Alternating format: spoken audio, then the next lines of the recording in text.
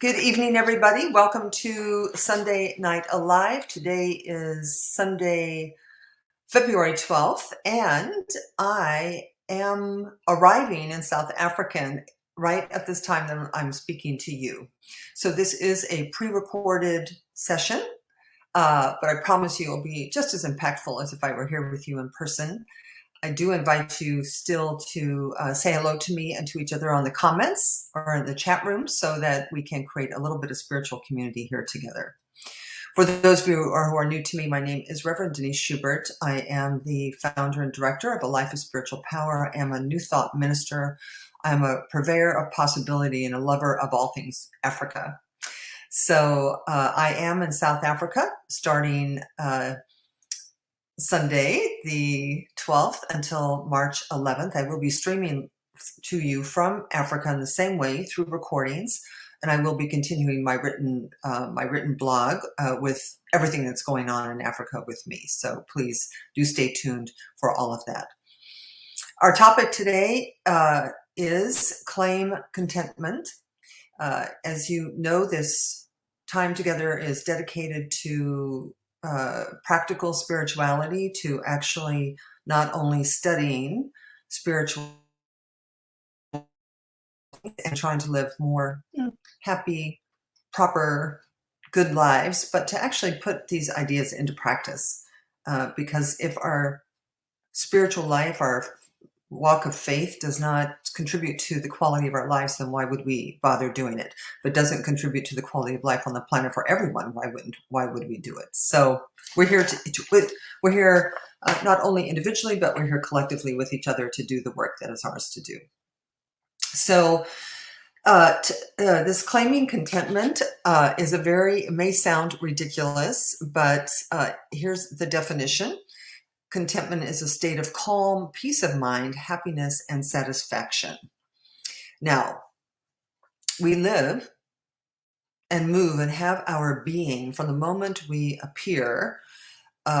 We live in a consciousness, a collective consciousness that is rigged for unhappiness and dissatisfaction. We were born and we are talked to every day by the media, by advertising, by commercials, by all of it, to believe that something is missing and absent, and that life can be better no matter what it is, even if it's good, and that not to get too comfortable because the shoe will drop. So the whole thing's rigged for unhappiness. The whole thing is rigged not for contentment, but for discontentment. With dissatisfaction. I remember listening once to at a conference a rabbi who was talking about how hard it is for us to lay our heads down at night being satisfied with what we've accomplished during the day. That it's rigged. It's rigged to look at what's missing, not what's been accomplished. It's rigged to look for what we didn't do, not for what we did do. We're rigged to look for the mistakes and not for the glory. So this predisposition to negativity, this predisposition to not being able to sit still in completion, leads to discontentment. So contentment is very difficult within that big idea.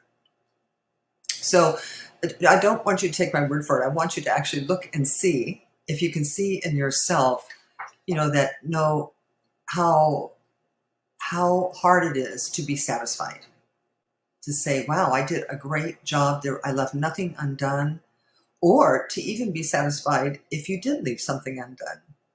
That's not a reason for discontentment.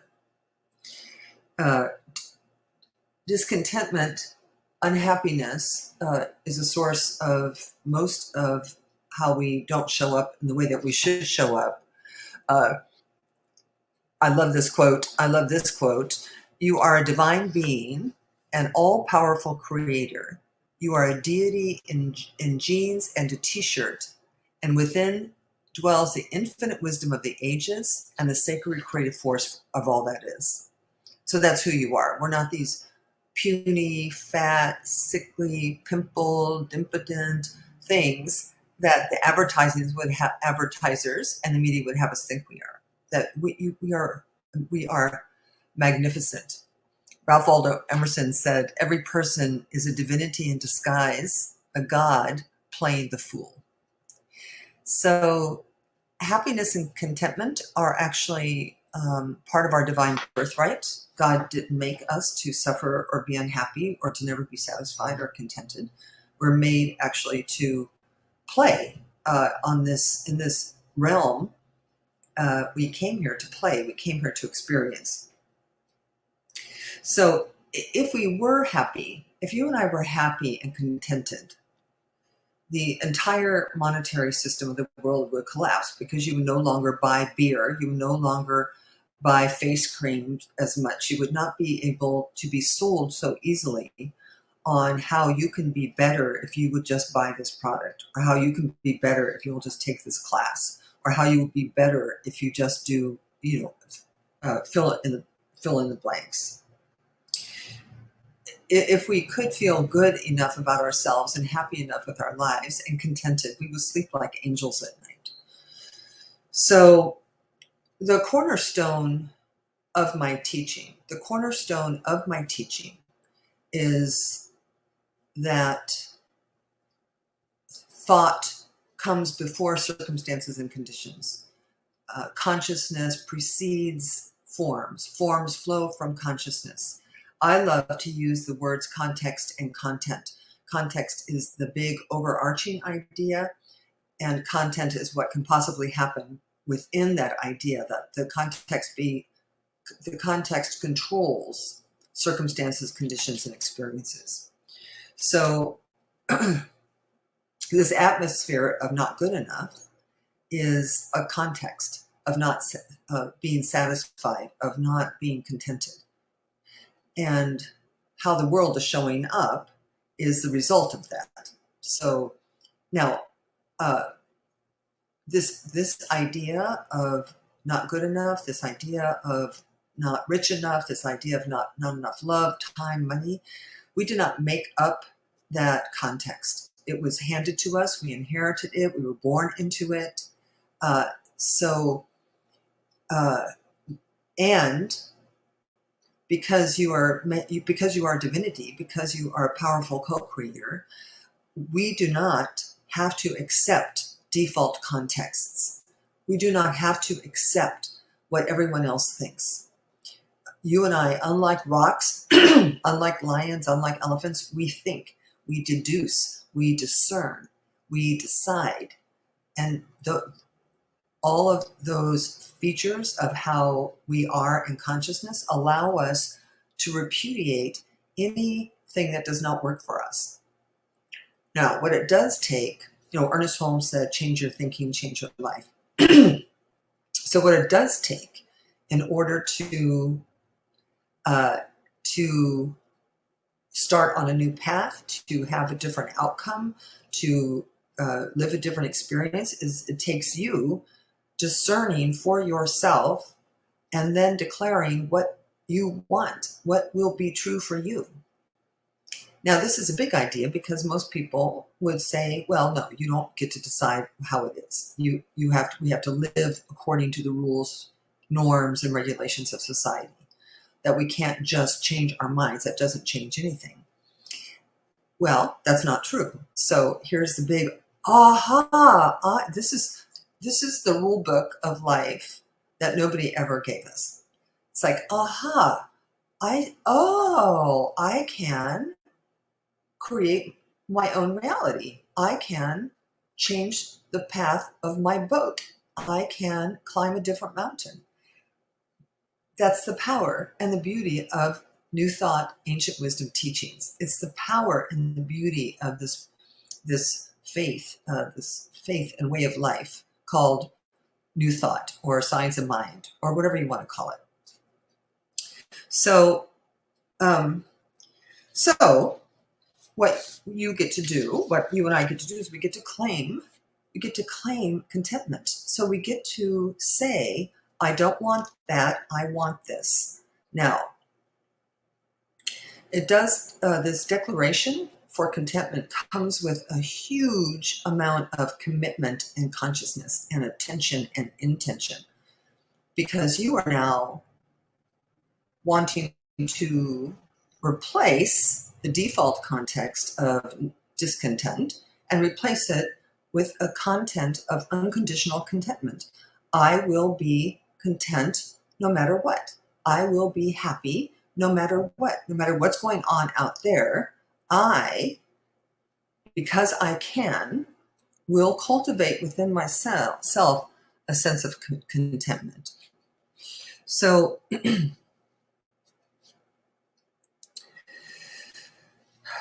you can. So it goes something like this. It's actually quite simple. It's not really hard at all. Just repeat after me. From this day forward, I will be happy no matter what. From this day forward, I will be happy no matter what. Now, this is very radical. And if you're, what I would expect at this moment in time is that something in you says, well, that's the biggest bunch of crap I've ever heard. How can I be happy when I just lost my job? How can I be happy when a hurricane just took down my house? How can I be happy when the world is so awful? That'd be very normal resistance to come up.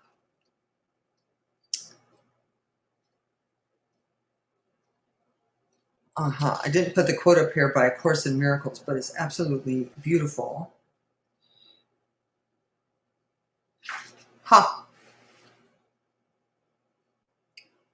Oh, here it is. This is A Course in Miracles. Nothing outside yourself can save you. Nothing outside yourself can give you peace. But this also means that nothing outside yourself can hurt or disturb your peace or upset you in any way. Course in Miracles. This is a radical idea that you can be calm in the middle of a storm, that you can be peace when there's chaos going on around you. It's actually essential that you and I do this, because the way the spiritual principles and laws work is upset creates upset, and peace creates peace. Hate creates conflict. Love creates calm. So we are wanting to practice how to come out of the mesmerism of the collective to the calm and the universal wisdom and intelligence within us that gives us everything that we're seeking from the outside world. So it is a declaration you're making. It's a claim that you are making. It's an assertion you are making. And we're making it because my favorite quote, possibility is not real at its origin. It's something you and I create as real, and then we stand for it as a reality. So you're going to create contentment for yourself as a possibility, and then you're going to take a stand for it. You're going to stand behind it. You're going to commit to it. You're going to work with it. You're going to transcend the temptation to say, this doesn't work, I can't be happy. That's our topic for this week, claiming contentment.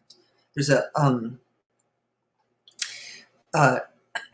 Bertrand Russell says, if there were in the world today a large number of people who desired their own happiness more than they desired the unhappiness of others, we could have paradise in a few years.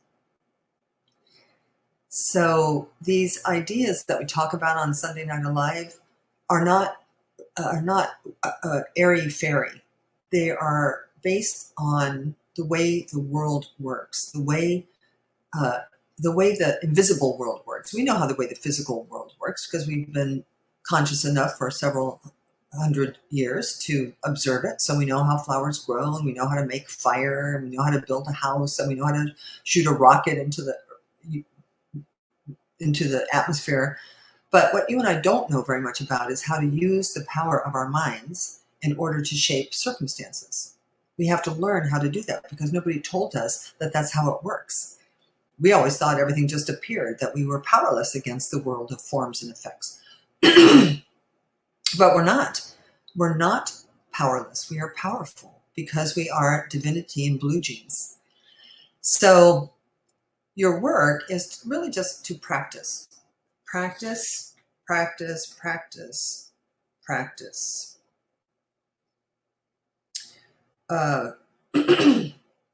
Eric Leventhal says, sooner or later on this journey, right? This journey meaning your earth walk, sooner or later on your earth walk, every traveler faces the same question. And we can answer the question today, that we don't have to wait. Are you a human intending to be a god, or a god pretending to be human? And I say to you that that the human race, so far, by far, are still human beings intending to be gods, or gods pretending to be human. That most human beings do not know that divinity isn't in a cloud or in heaven, that's actually right here in me, right here in you. And that when we tap into this, we tap into something that can change everything. And we're not talking religion. I'm not a religious person at all, but I'm deeply spiritual and deeply scientific. So love and law is my game, and it's the game I share with you every chance I get. So here's another affirmation you can say, repeat after me. I am wholly satisfied with who I am and what I have accomplished today. This is your bedtime. This is your bedtime affirmation. I am wholly satisfied with who I am and what I have accomplished today.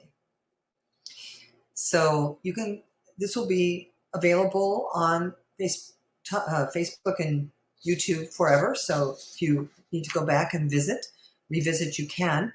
I also have been unpacking this talk in a written blog, which I will do again this week from Africa. So that will come out on the 16th or 17th. And I'll have all of this in there and more affirmations than even this. So this concludes our lesson for today. Don't forget to check in. If you, our topic for next week is a good one. I like it. It's don't talk to the world, listen to yourself. So that will be on Sunday, February 19th. You can also, if Sunday Night Alive brings you value and adds to your life and you want more, you can support my ministry with a love offering. Obviously, it's not required or even expected, but if you want to, you can. And you can do that through my website, deniseschubert.com/donations. On my website, you can also see all the past travel blogs and the pictures of Africa. You can also do PayPal or Zelle to revdschubert@gmail.com.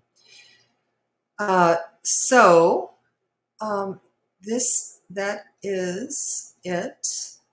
I'm going to pray with us, close us with prayer. Thank you so much for tolerating the recording and not me in real time, but 6 p.m. on Sundays would be midnight on Sundays in South Africa. And as much as I love you, I don't know that I'm going to stay up till midnight to blog or to stream to you at 6 p.m. your time, or even earlier for my West Coast friends. But I'm available in Africa, so you can email me, revdschubert@gmail.com. You can text me on my phone. We can talk if you need talk. I do spiritual life coaching, so that's always an option if you're struggling or if you just want to move to the next level of your own magnificent divinity. All right, so take a breath.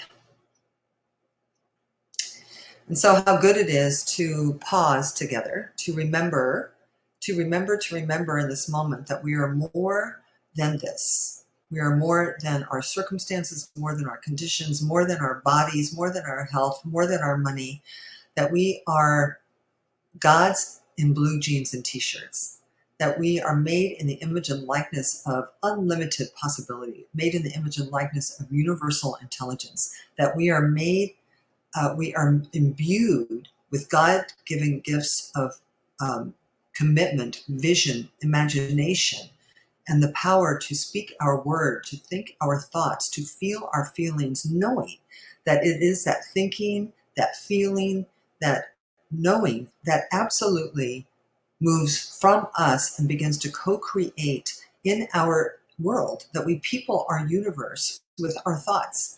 And so I know that we are not, I know for each and every one of us that we are not limited by the past in any way at all. We are not limited by a collective race consciousness in any way at all, that we can decide what we want to believe, how we want to think, what we want to feel, what we want to pay attention to, what we don't want to pay attention to, what we want to let into our consciousness, and what we want to stand guard to keep out. And I know that as we do this, we grow in our power, poise, our confidence, our comfort, and our contentment. I know that as we take control of the ship, this magnificent vehicle that we are driving here on the planet Earth, once we take control of this with intention and commitment, that all of the crooked places in our life become straight again. And so I'm grateful to speak this word, to know this truth, to claim it for each and every one within the sound of my voice, and to know that indeed our practice is our spiritual study, our spiritual thinking, our spiritual unraveling is effective. It is that which contributes to a life that works for us, and it is that which contributes to a life that works for all. And so I'm grateful to be a part of this spiritual revolution that's taking place, knowing that this word is fulfilled. And so we let this be, and so it is. Amen. All right. Amen. Amen. Thank you so much from South Africa. I love you, and I will see you next Sunday.